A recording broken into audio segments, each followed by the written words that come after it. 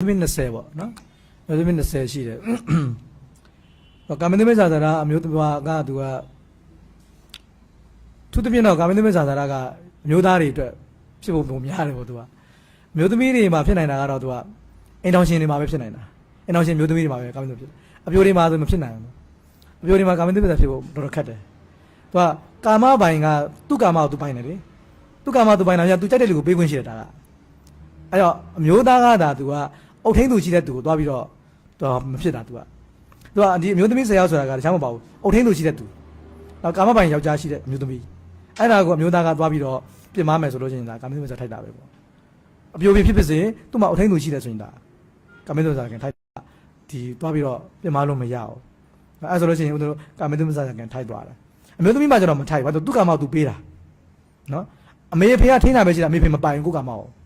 ဟုတ်လားအဲ့တော့အမျိုးသမီးတယောက်အနေနဲ့မိဘတွေထိန်းချုပ်တယ်အုပ်ချုပ်ထားတယ်ဒါပေမဲ့သူ့ကံမကိုသူကြိုက်တဲ့သူပေးခွင့်ရှိတယ်အမျိုးသားကျတော့အဲ့ဒီမိဘတွေထိန်းထားတဲ့အမျိုးသမီးကိုသွားဆော်ကားလို့မရအောင်အဲ့တော့ကာမင်းသမီးကထိုက်လို့ရှိရင်ယောက်ျားမှပဲထိုက်တယ်အမျိုးသမီးမထိုက်ဘူးဟုတ်ပြီနော်အဲ့လိုရှိတယ်သူကအဲ့တော့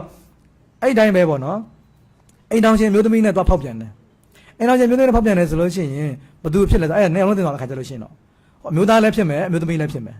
မတော့အမျိုးသမီးကာမကိုအမျိုးသမီးမပိုင်တော့အိမ်ထောင်ချသွားပြီအိမ်ထောင်ချသွားပြီဆိုလို့ရှိရင်သူ့ကာမသူမပိုင်ဘူးသူ့အမျိုးသားကပိုင်တယ်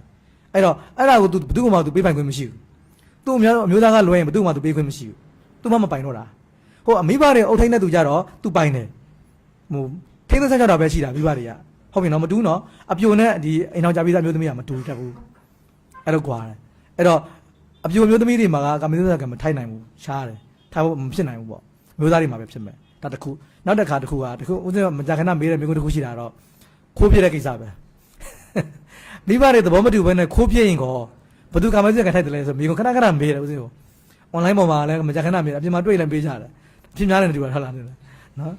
်အဲ့တော့မိဘတွေသဘောမတူလို့လိုက်ပြေးသွားတဲ့နှစ်ဦးသဘောတူပေါ့နော်မိဘကသဘောမတူပေမဲ့လည်းသူတို့သမီးစားနှစ်ယောက်ကသဘောတူနေဆိုတာနဲ့တွားကြတယ်ကိုယ့်ဘာကိုယ်ဒီလိုပဲပေါင်းသင်းနေထိုင်ကြတယ်ဆိုတော့အဲ့ဒါကမျိုးကထိုက်သလားဆိုတာနဲ့ပတ်သက်ပြီးအရင်တုန်းကတော့ဦးစင်းကလေ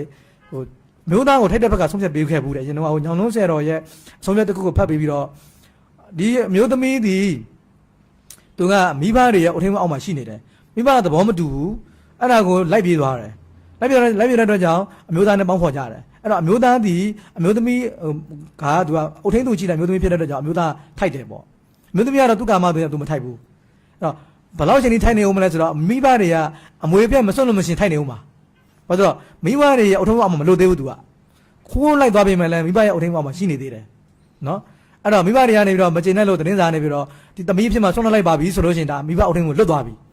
လွတ်သွားပြီဆိုရင်ကာမင်းသမီးကမထိုက်တော့ဘူးအဲ့လိုရှိတယ်ဒါကတပိုင်းပေါ့အရင်တော့ဦးစင်းဆုံးဖြတ်ခဲ့ပြီးတဲ့အနေထားပေါ့နောက်ပိုင်းမဟာကဏ္ဍဆရာတော်ကြီးရဲ့သင်္ညောပါတာဒီကကိုဖတ်ပေးတဲ့နောက်ပိုင်းမှာအတွေ့အကြုံထပ်ဝင်လာတာတစ်ခုကဒီမိန်းမ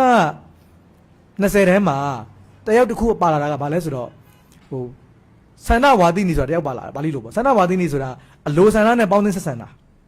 အလိုဆန္ဒနဲ့ပေါင်းသင်းဆက်ဆံတယ်ဆိုတာကနှစ်ဦးသဘောတူနေထိုင်တာဖြစ်တဲ့အတွက်ကြောင့်မထိုက်ဘူးဆိုပြီးတော့တစ်ခုပါလာတယ်အမျိုးသမီးကလည်းသဘောတူတယ်အမျိုးသားကလည်းသဘောတူတယ်နှစ်ဦးသဘောတူနေထိုင်တာဖြစ်တဲ့အတွက်ကြောင့်ကာမင်းဆန်ကမထိုက်ဘူးဒါတရားဝင်လင်မယားမြောက်တယ်ပေါ့သူကမိဘတွေသဘောမတူပေမဲ့လည်းနှစ်ဦးသဘောတူတယ်ဆိုရင်ဒါအကျဉ်းလင်မယားမြောက်တယ်ဒါဝိနည်းသဘောအရအဒီကံသဘောတရားအရလက်မထိုးသေးပဲမထိုးသေးပဲဆိုနှစ်ဦးသဘောတူရင်ဒါသူကဒါအကျဉ်းလင်မယားမြောက်တယ်ပေါ့သူကဒါကြောင့်သူကဒီကာမင်းဆန်ကမထိုက်ဘူးဆိုပြီးတော့မဟာကဏ္ဍဆရာတော်ကြီးရဲ့သင်္ညောပါတာဒီကမှာဆုံးဖြတ်တာတခုသွားတွေ့တယ်ဒါအရင်တော့ဆုံးဖြတ်တာတခုအတိတ်ပဲတခုပေါ့နော်မိဘတွေအုတ်ထင်းမှုအောက်မှာရှိတဲ့အတွက်ကြောင့်ခိုးလိုက်ရင်လည်းမရဘူးထိုက်တယ်လို့ဆုံးဖြတ်ခဲ့တယ်နောက်ပိုင်းဘာသာဒီကဆရာတော်ကဟိုမိဘတွေသဘောမတူပေမဲ့လည်းနှစ်ယောက်သဘောတူခဲ့ရင်ဒါလင်မယားမြောက်သွားပြီဒါကြောင့်ကာမင်းဆန်ကမထိုက်တော့ဘူးဆိုတော့ဆရာတော်ကြီးကပြောတာရှိတယ်ဒီလိုမျိုးနှစ်ဝါဒရှိတယ်ပေါ့နော်ဘုသူတာပေါ့